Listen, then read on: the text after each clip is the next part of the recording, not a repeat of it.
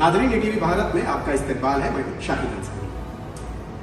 हीरा gold group को लेकर supreme court ने कई अहम शर्तों के साथ हीरा गोल्ड ग्रुप के चेयरमैन नौहिरा शेख को उन्होंने रिहा किया है। उन अहम शर्तों में से सबसे अहम शर्त यह है कि इन्वेस्टर्स जो हैं उनकी जो रकम है उसकी वापसी को लेकर इस वक्त इन्वेस्टर्स जो है इस कश्मकश में मुब्तला है कि सुप्रीम कोर्ट ने रिहा तो कर दिया है, लेकिन उनकी रकम का क्या होगा।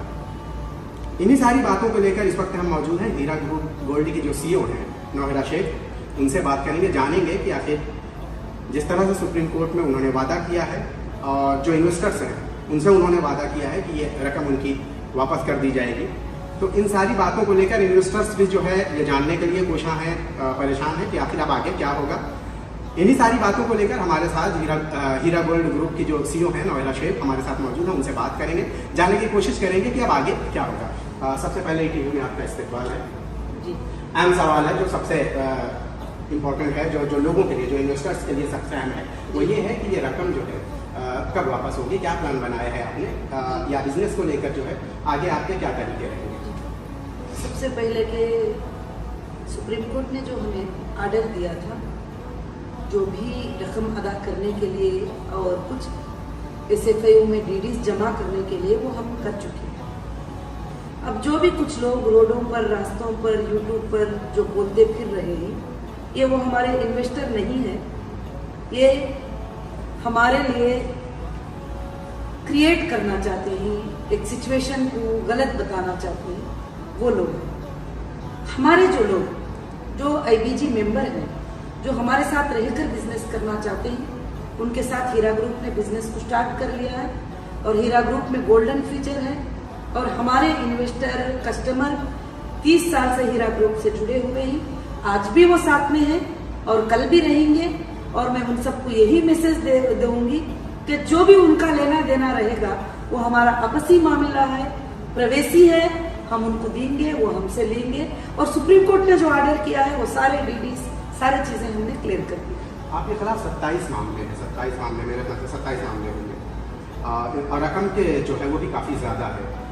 तो इसे किस तरीके से, क्या तरीका अपनाया है आपने, क्योंकि कल भी आपके यहाँ तोड़ फोड़ हुई है, कुछ आपने जो अभी जिक्र किया है, तो जो लोग हैं वो अभी भी आपको लगता है कि मुतमईन है? लोग अल्हम्दुलिल्लाह पूरे बहुत मुतमईन हैं। जो 27 FIR थे उसका पूरा अमाउंट आकर जो है 2 करोड़ भी नहीं था और उसके लिए जो है 3 साल कंपनी के पूरे टाइमिंग को वेस्ट किया और कंपनी ने पर ईयर जो है मल्टी करोड़ इनकम टैक्स पे किया है और कंपनी कभी भी कोई कस्टमर के साथ धोखा नहीं किया है, ना कभी कंपनी भागी है। इसीलिए स्ट्रांगली वापस आके यहाँ पर बैठी हुई हूँ कि जो भी लोग ही वो हमसे राबिता करें, जिनके भी मिसिंग है, जिनको भी लेना है, जाना है, वो कंपनी आज भी देने को रेडी है, कल भी देने को रेडी है। उन्होंने ना भी करे हैं तो उनकी मदद करने को भी रेडी है। इन्वेस्टिगेशन के दौरान आपके डेटाज जो है वो सब कलेक्ट कर लिए गए थे, तो क्या वो डेटा रिलीज किए गए? कैसे पता चलेगा कि किसकी कितनी रकम आपके पास महफूज है, क्योंकि डेटा आपके पास है ही नहीं। जी, हमारा डेटा कलेक्ट नहीं किया गया। डेटा सेंटर को ब्रेक करके डेटा सेंटर की टोटल असेंबलिंग के जो भी सर्वर्स थे उसको लेकर गया है रिमूव करके। आज तक सुप्रीम कोर्ट ने 3 बार ऑर्डर दे दिए है कि डेटा को वापस करो और डेटा सेंटर को स्टार्ट करो, तो अभी तक एजेंसियों ने उसको रिस्पॉन्ड नहीं किया है। टाइम मांग रहे हैं सुप्रीम कोर्ट में। जैसे वो आ जाएगा हमारे सारे कस्टमर के डिटेल्स उसमें हम देख सकते हैं और बहुत सारे डिटेल्स डेटा में हमें आसान से फाइंड हो जाएगा और कंपनी को चलाने में भी इजी हो जाएगा। डेटा सेंटर कंपनी का बैकबोन है, वो जरूरी है हमारे लिए। तो अभी क्या कर रहे हैं कि जो इन्वेस्टर्स हैं, जो कस्टमर्स हैं, जो आपके यहाँ जिन्होंने इन्वेस्ट किया है, वो अपने क्या तफसीलात यहाँ मुहैया करा रहे हैं? जो मेरे इन्वेस्टर हैं वो मेरे साथ बहुत खुश हैं और वो कहते हैं कि आप आ गई और हमको मालूम है 20-25 साल से आप पर पूरा भरोसा है और आज भी भरोसा है, हम भरोसा और करते रहेंगे और हम आपके साथ हैं। अब जो लोग ये जो आवाजें कर रहे हैं, कहीं भी तोड़फोड़ नहीं हुई, जैसा आपने कहा तोड़फोड़ हुई, कोई एक छोटा कल यहाँ पे ऑफिस में जब आपने किया है नहीं, बिल्कुल नहीं तोड़फोड़ हुई, कुछ नहीं हुआ, ना कोई तोड़फोड़ हुई, कुछ नहीं हुई। सवालात तो और जी सवाल करते हैं, जो वो सवाल करने वालों को सिखाकर भेजा जाता है, उनको खरीदा जाता है, उनको पैसे दिए जाते हैं। रोड पे 5-6 लोग चादर बिछाकर बैठ गए थे कि हमको भीख डाल दो, हमको ये कर दो। तो मैं समझती हूँ मेरे IBG मेंबर, छोटा मेंबर भी इतना नीचे नहीं गिर सकता कि वो रोड पर चादर बिछाकर भीख मांगे। वो सब रेंट के लोग थे। तो क्या लगता है कि आपके जो इन्वेस्टर्स हैं वो आपकी बातों से मुतमईन हो जाएंगे? हाँ, अभी आप ऑफिस में आए हैं, मेरे इन्वेस्टर को खुला चैलेंज दे के यहाँ पर बैठी हूँ। कल से कौन आती आ जाओ, मैं 10 दिन इधर बैठी हूँ, किसको मैं देना है। तो कहाँ है लोग, देखे ना अपने। अहम सवाल है, बिजनेस का क्या होगा? यहीं पे स्टॉप किया जाएगा या आगे बढ़ाया जाएगा? बिजनेस तो बहुत आगे बढ़ा जाएगा, और जो 3 साल जो बैक हुए थे उसको हम इंशाल्लाह 1 साल में 10 साल की रिकवरी लेके आना चाहते हैं। और डिजिटल गोल्ड को लॉन्च किया है हीरा ग्रुप ने, और डिजिटल गोल्ड पूरे वर्ल्ड में होगा, और इंशाल्लाह काफ़ी अच्छे उसके ट्रांजैक्शन हो रहे हैं, और सारे लोग डिजिटल गोल्ड को पसंद किया जा रहा है। और ज़रूर से ज़रूर पूरे वर्ल्ड के अंदर डिजिटल गोल्ड छा जाएगा एक दिन।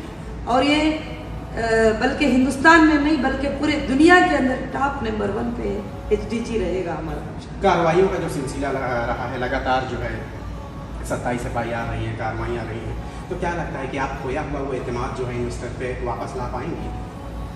और मुझे लगता है कि मेरा एतमाद खोया ही नहीं था।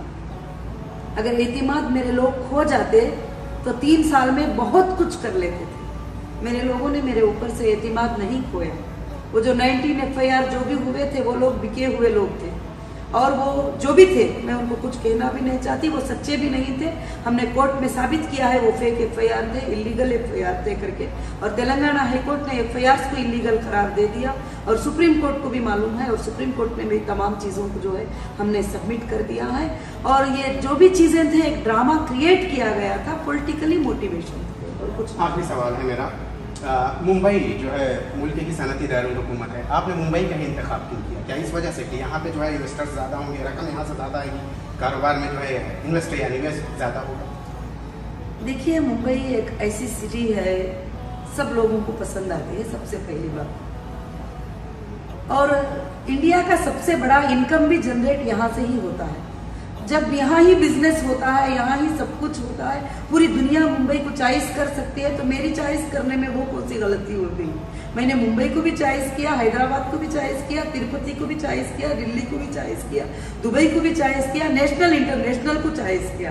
तो उसका मतलब ये नहीं है कि वहाँ के लोगों को मैंने टारगेट किया, वहाँ के बिजनेस को मैंने टारगेट किया है, मैंने बिजनेस किया है। क्या लगता है इंतखाब में आपने हिस्सा दिया है, कार्रवाई का कहीं ना कहीं टारगेट वहाँ से आपको किया गया? इंतखाब आप किस बारे में बोल रहे हैं? इंतखाब, सिलेक्शन, इलेक्शन के बाद मैंने MEP ऑल इंडिया महिला एम्पावरमेंट पार्टी को लॉन्च किया है। उसके मकसद है कि महिलाओं को देश में इंसाफ दिलाऊं, और देश के यूथ को जो है रोजगार बनाऊं, और देश के लोगों के लिए एक अच्छे कानून लेकर आऊं, और देश के लोगों के जो करप्शन में मुब्तला होकर लोगों को जो हरासमेंट होता है उससे मैं बचाऊं। एक बड़ी अच्छी मकसद से मैंने नेशनल पार्टी बनाई है, और इलेक्शन मैंने कर्नाटका में कंटेस्ट की थी। आइंदा मैं इलेक्शन कंटेस्ट करती रहूंगी, क्योंकि ये देश के लिए नहीं, ये देश के लिए है, जस्टिस फॉर ह्यूमैनिटी के लिए है। बिजनेस मेरे पेट के लिए और लोगों के पेट के लिए है, क्योंकि पॉलिटिक्स और बिजनेस अलग अलग होना चाहिए, ये लोगों की सोच है। मगर पॉलिटिकल आज ऐसे हो गए हैं कि पॉलिटिक्स में चले गए तो बिजनेस ही नहीं करना चाहिए, खाली उसको ही जीने का धंधा बना लो। मैं ये नहीं, मैं ये सिखाना चाहती हूँ कि बिजनेस भी करो, देश की खिदमत भी करो, दो भी करो। बहुत बहुत शुक्रिया हमसे बात करने के लिए। तो ये थी हीरा गोल्ड ग्रुप के CEO नौहेरा शेख, जिन्होंने अपने ख्यालात का इजहार किया। अब चूंकि कार्रवाइयों का जो सिलसिला रहा है, लगातार काफ़ी दिनों तक जो ये कार्रवाइयाँ रही हैं, और इस कार्रवाई के जद में ना सिर्फ हीरा गोल्ड ग्रुप के CEO रही हैं, बल्कि ये पूरा कारोबार जो है इस कार्रवाइयों की जद में आया था। अब ऐसे में देखने वाली बात ये होगी कि कारोबार शुरू करने के लिए फिर से इन्होंने अपील की है, लेकिन जो इन्वेस्टर्स हैं उनका कितना एतमाद हासिल कर पाएंगे, ये देखने वाली बात होगी। मुंबई से ETV भारत के लिए शाहिद अंसारी।